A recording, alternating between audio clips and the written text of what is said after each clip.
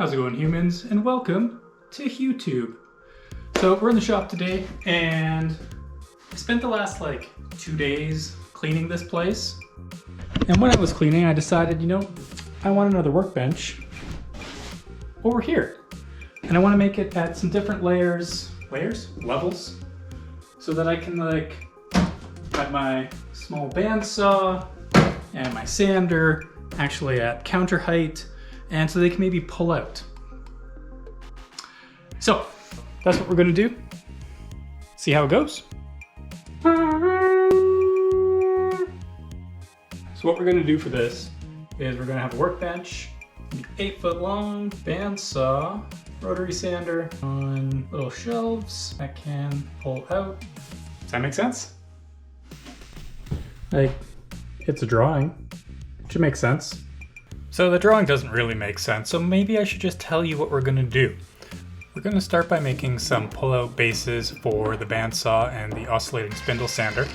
We're just gonna cut down some wood and do some really simple framing on this. Just a couple of screws into each board and slap it together. It's not pretty, and it doesn't need to be. It just needs to be functional and it needs to work.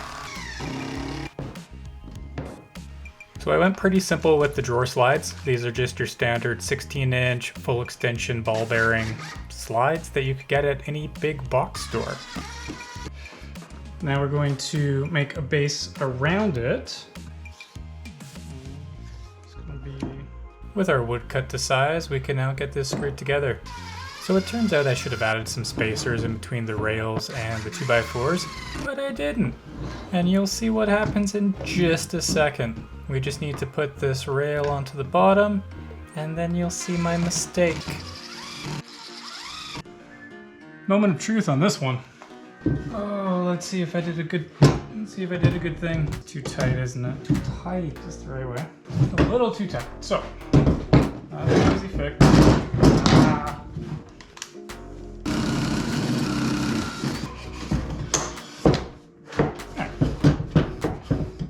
So with that figured out, I could reattach, almost, come on.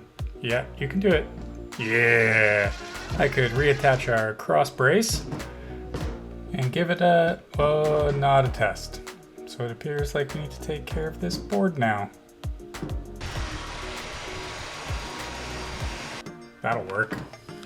So with that board sanded down, one more cross brace for the back, and we should be good to go. Look at that. It's so slidey. There we go. Now what? Probably a top.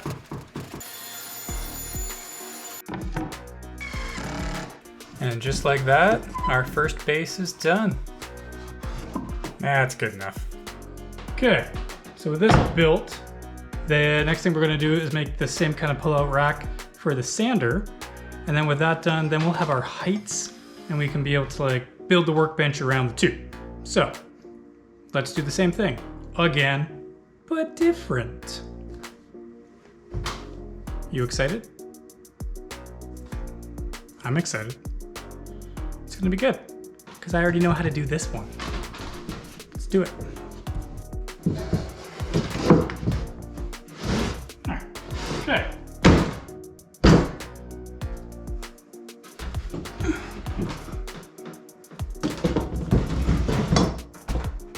They're done. And we need to figure out where they're gonna go. Oh God. So the first thing to take care of was actually to build the base.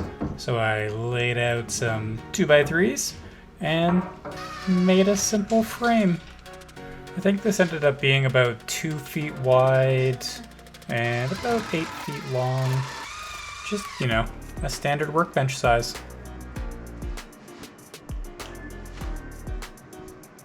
For the shop. So we're gonna put some legs on. We're gonna put some legs over in this corner, and we're gonna put a leg on the back corner and kind of lift this guy up. And then we'll be able to figure out our heights. So with our legs attached, it was time to add in a cross brace to give it a little support. And then I just wanted to put it in place, make sure the height was gonna be right, and figure out where we were going to put our sander. How about here? I think that looks good. That seems to be about right. Now don't worry, we're not actually flying that much by the seat of our pants. I decided to use a level and make the edge of the base line up with the outlet. It seemed like a more logical thing to do. So now with our actual placement, we could get on to adding some support. Now we can set our base in place. Oh, say that 5 times fast. Base in place, base in place, base in place, base in place, base in place, base in place, base in place. Was that 6? I don't know.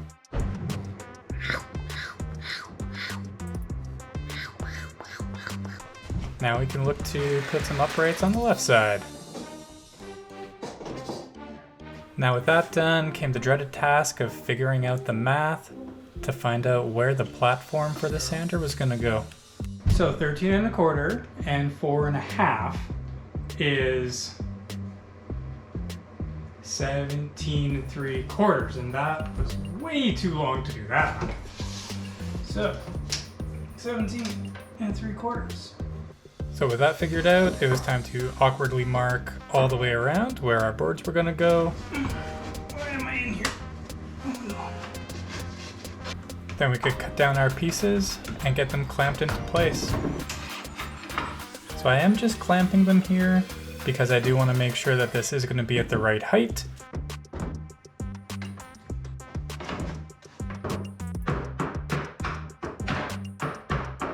So after some very precise adjustments, it was time to get our supports screwed into place.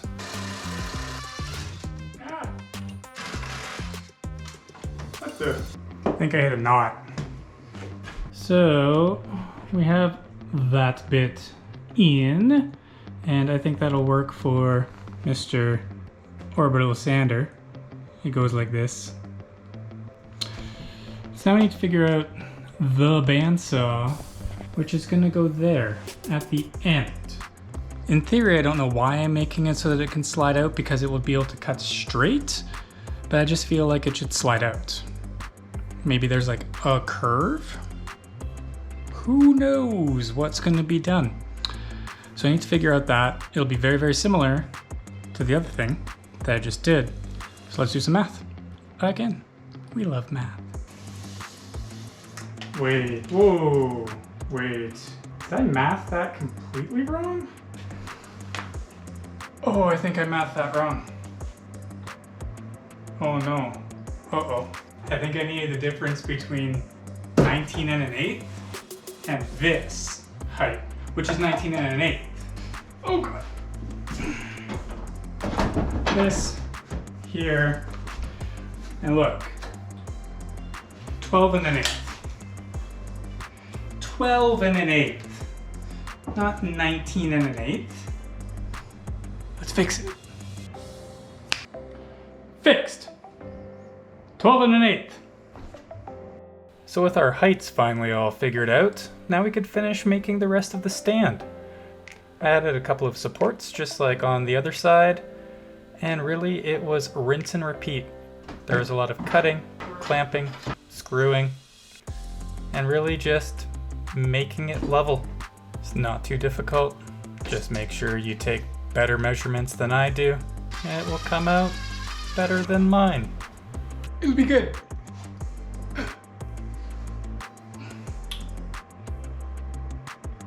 It's not awkward.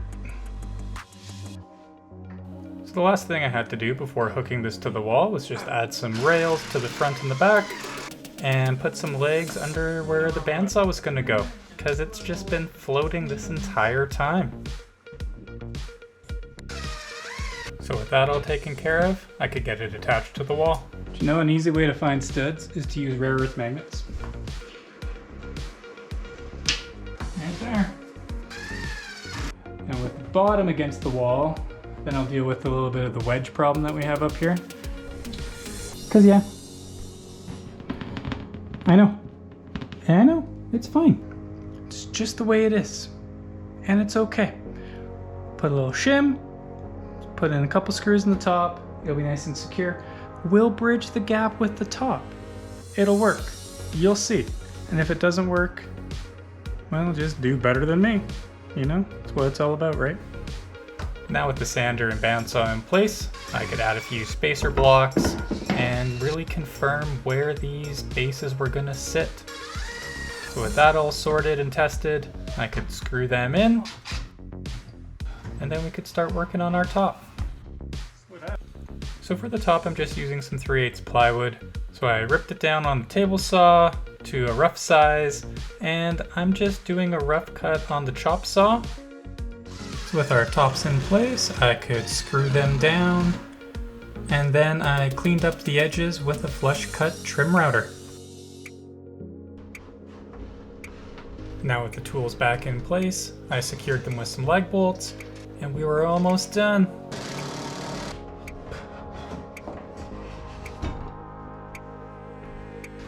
So yes, it might be a little wobbly, but really the amount of times that this is going to be pulled out to be used is minimal, and I'm okay with it.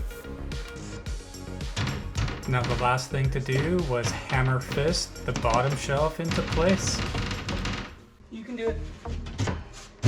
Yeah. Come on. No. Yeah. Hammer fist. I really should have just taken off another 1/8 of an inch, but sometimes that's just the way it goes. Well, there you go. Oh god. Oh, sliver. Oh, right in the butt. A workbench in a weekend or less. I don't quite know what I'm gonna do in those sections, so I left them empty. I might make some drawers later. I might put some plywood down. I don't know yet. And I don't really want to think about what I'm gonna do. So we're just gonna end it here. Whoa, Turbo. Can't end it without actually showing you using the thing. So let's sand a Goomba. And why don't we cut out Link while we're at it? So as always, thank you very much for investing your time and watching me build a thing. I hope to see you next time, and have a wonderful day. Oh, I'm gonna take a nap. Oh.